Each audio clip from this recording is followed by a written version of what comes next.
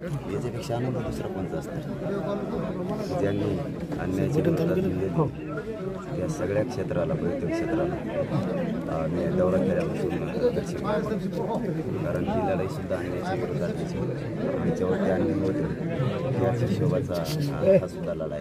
ही सामान्य मराठा समाजाला आरक्षण मिळालं पाहिजे आणि इथूनही अन्यायालाच वाचा फुटलेली तिथंच जर नतमस्तक व्हायला आलो. सरकारला अहिल्यादेवी सद्बुद्धी देईल आणि मराठ्यांचाही प्रश्न मार्गी लागावा अशी आईने अहिल्यादेवी मातेनं सरकारला सद्बुद्धी द्यावी यासाठी नतमस्तक व्हायला आलो. भुजीमध्ये मला टार्गेट केलं जाते, सगळ्यांची मागणी आहे. आता कुठं टार्गेट करतो? 3 दिवस झालं काय बोलत नाही. ते आरक्षणात येऊ नको म्हणलं की मी बोलतो. ते म्हणले मी मराठा आरक्षणाला विरोध करत नाही. 3 दिवस झाले मी काहीच बोलत नाही. कारण आमचा सुद्धा सिंहाचा वाटा आहे. आम्ही त्यांच्यात कधी जात नाही बघितली, कधीच जात नाही बघितली.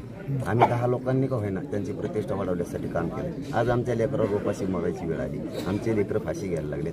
अशा वेळेस मराठा समाजाला सामान्याला सुद्धा आरक्षण दिलं पाहिजे हे त्यांचं कर्तव्य. कारण प्रचंड उच्च दर्जाचा ते मंत्री आहेत, वरिष्ठ नेते, आणि एका पक्षाच्या वरिष्ठ नेत्यानं जे घटनेच्या पदावर बसलेत यांनी एका समाजाचा द्वेष करून चालत नसतं, म्हणून आम्ही त्यांना तसं म्हणलो होतो. बाकी काय कारण नाही. या भूमीमध्ये देखील 21 दिवस धनगर आरक्षणाच्या मागणीसाठी आंदोलन झालं, उपोषण झालं.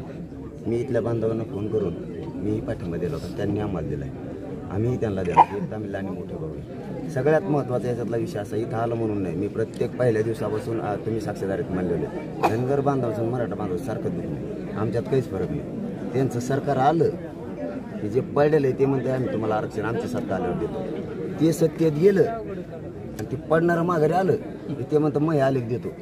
60 वर्षापासून दोघांचं हेच लफडे चालू यांचं. नेमकं आम्हाला कोण देणार आहे हेच कळा, आम्हाला दोघाला नेमकं कोण देणार आहे हेच कळा ना. आम्हाला सत्तेत होता तवा नाही दिला आणि पडल्यावर कसं काय देणार आहेत? म्हणजे ही नुसती घुमाघुमी. आता आम्हाला दिला 40 दिवस, त्यांना दिलेत 50 दिवस, म्हणजे नुसती घुमाघुमी.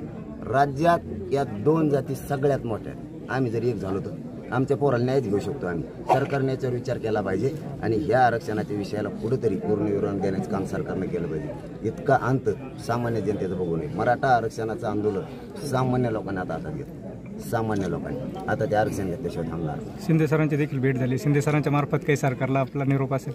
नाही, आज लहान मोठे भाऊ म्हणून भेटलो आम्ही. राजकारणात इथं काही संबंध नाही. कारण शेवटी त्यांचं आणि आमचं दुःख नाही एकाची, वेदना एकाच आहेत आमच्या. तेही आरक्षण मागते मी मागतो, म्हणजे दोघांचं दुःख सारखंच आहे आमचं. आमच्या दोघांचेही पोरं आरक्षणा वाचून सुशिक्षित बेकार पाहिजे आणि आमचा अधिकार आम्ही मागतोय की कुठंतरी बाकीच्यांना न्याय मिळतो तसा दुसऱ्याच्या लेकराबद्दलही विचार केला पाहिजे, अशी भावना तुमच्यात जागृत व्हावी म्हणून या ठिकाणी आलो. अहिल्या माताजी 100% त्यांना सद्बुद्धी देतील की आम्हाला सामान्याला आरक्षण देऊन न्याय करतील.